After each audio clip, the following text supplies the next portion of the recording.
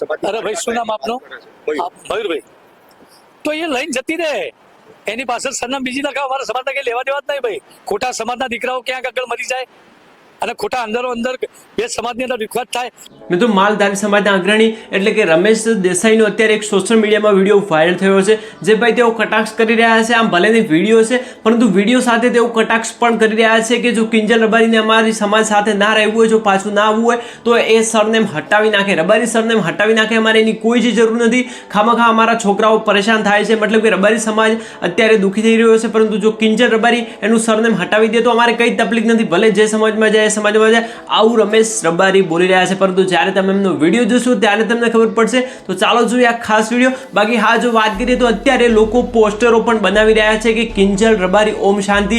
એવા પોસ્ટર પણ ખૂબ જ ઝડપથી સોશિયલ મીડિયામાં વાયરલ થઈ રહ્યા છે. મતલબ કે રબારી સમાજ અત્યારે સમગ્ર માલધારી સમાજ કિંજલ રબારીનો બહિષ્કાર કરી રહ્યો છે. ત્યારે કેટલાક એવા પોસ્ટર પણ વાયરલ થઈ રહ્યા છે. ત્યારે રમેશ દેસાઈ શું બોલી રહ્યા છે, જે સમાજના સારા એવા આગેવાન છે, અને તેમની જે વાણીમાં જે કટાક્ષ ભર્યો છે એ ત્યારે તમે વિડીયો જોશો ત્યારે તમને ખબર પડશે. તો ચાલો જોઈએ ખાસ વિડીયો. બાકી જો વિડીયો ગમે તો વધુ શેર કરવાનું પણ ભૂલતા નહીં. જો કોઈ બી સમાજની દીકરી, કોઈ બી સમાજની, એ દીકરી જ્યારે એ સમાજ છોડે છે એટલે 2-5 વર્ષે એને પસ્તાવાનું જ આવે. રબારી નહીં, કોઈ બી સમાજની દીકરી એને પસ્તાવાનું જ આવે. અને આ બેને તો નથી કહેતા પગામાં કોવાડો માર્યો. આ બેનની ઇજ્જત કે જેવી રીતે અમારા સમાજમાં ભાઈ ગીતાબેન છે, ભાઈ ગમનભાઈ છે, એ પચાઈ જાણ્યા. આ બેન પચાઈ ના શકી.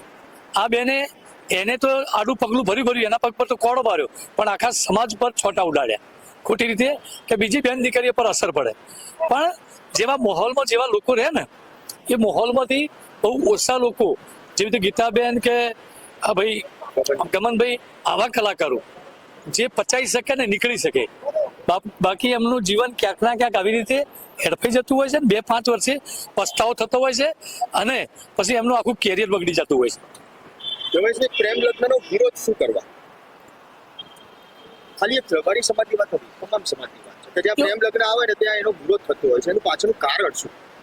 એક એવી ઉંમર હોય છે કે તમે એક આકર્ષણ હોય છે, એ થઈ જતું હોય છે, દરેકને થતું હોય છે. આપણે એમ નથી કહેતા, પણ એ પછી પાછળથી આપણે મા બાપને છોડીને કામ કરતા હોય, જેને આપણને મોટા કર્યા હોય છે.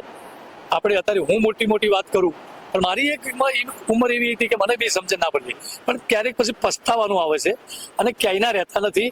એટલે પ્રેમ લગ્નમાં 2-4 વર્ષની જ પ્રેમ લગ્ન હોય છે, પછી તો આખું જીવન નરક જ હોય છે.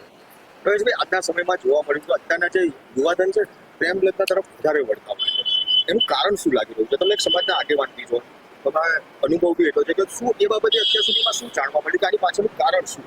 કોઈ આમાં કારણ શું હોય યાર? શું કરમત હોય યાર? એકબીજાના દેખાડો, કંઈક ના કંઈક આ ગાડી લઈને આવ્યો, પેલો ગાડી લાવ્યો, પેલી હાઈફાઈ જિંદગી જીવવાની. આવી જિંદગી ટૂંક સમયની હોય છે, એ જિંદગી ભરની હોતી નથી. આ દેખાડો ખાલી, ઇમ્પ્રેશન, આ તે, હું આમ છું, હું આની જોડે ફરું છું, હું આની જોડે ફરું છું, હું આમ કરું છું, હું આમ કરું છું, પણ એ લાઈફ નહીં. મા બાપે શું ધ્યાન ખાસ રાખવું જોઈએ આ બાબતે? મા બાપે પહેલી જવાબદારી બને કે જ્યારે દીકરી હોય, દીકરો તો ઠીક છે, પણ દીકરીનો સૌ પહેલા જવાબદારી બને છે કે દીકરી 10મા ધોરણથી લઈ અને જ્યારે બી આગળ વધે તો એની સાથે જ્યારે એનું બાળપણ વીતી જાય છે પછી એની પૂરેપૂરી જવાબદારી બને છે મા બાપની.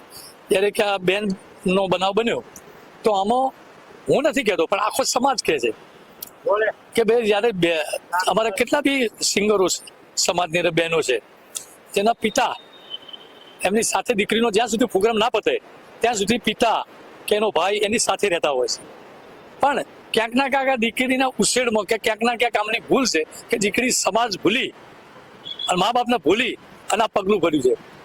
અને એક આકર્ષણ છે આની, અને પસ્તાવાનું છે. ભલે અત્યારે ગમે તે દીકરી બોલતી હોય કે મેં મારી રીતે આ પગલું ભર્યું છે, આ પગલું ભર્યું છે, એમાં હું કોઈ ચૌધરી સમાજના કે રબારી સમાજના એમાં નહીં કરું, એમના પરિવારનો ને એના ગ્રુપ ઉપર જ હું આ આક્ષેપ કરું છું.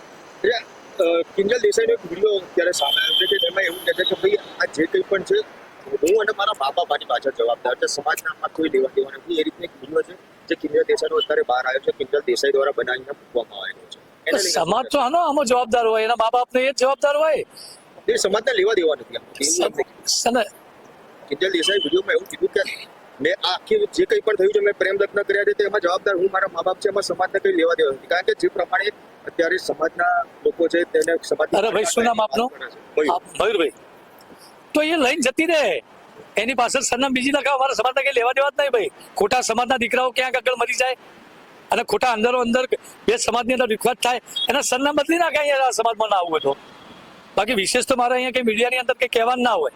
તો આ વિડીયો જોયો જેમાં રમેશ દેસાઈ સાફ કહી રહ્યા છે કે ગીતા રબારીને જોઈ લો, ગમન સાંથલને જોઈ લો, એમને કરિયરમાં બૂસ્ટ મળ્યું હતું એમને પચાવી જાણ્યા. મતલબ કે જે એમને એકદમ જે સમાજે એમને પ્રગતિના માર્ગે દોર્યા એ એમને પચાવી જાણ્યા અને ક્યારે આવું ખોટું પગલું ના ભર્યું. પરંતુ કિંજલ રબારીને જે પ્રગતિ મળી એ પોતે પચાવી ના શક્યા, ત્યારે અન્ય સમાજમાં ગયા. તો બસ રમેશ દેસાઈનું એટલું જ કહેવું છે કે હવે જે તારી પાછળ જે સરનેમ લાગે છે એ હટાવી દે. બાકી અમારે કંઈ જ વાંધો નથી, ખામખા રબારી સમાજ બદનામ થાય છે. તો આના વિશે તમારું શું મંતવ્ય છે? શું કિંજલ રબારી જે પાછળ રબારી લાગે છે હટાવશે સરનેમ કે નહીં? તમે મને કોમેન્ટ્સ કરીને જણાવી શકો છો. બાકી આના જે પણ વિશે તમારું મંતવ્ય હોય એ પણ તમે મને કોમેન્ટ્સ કરીને જરૂર જણાવજો.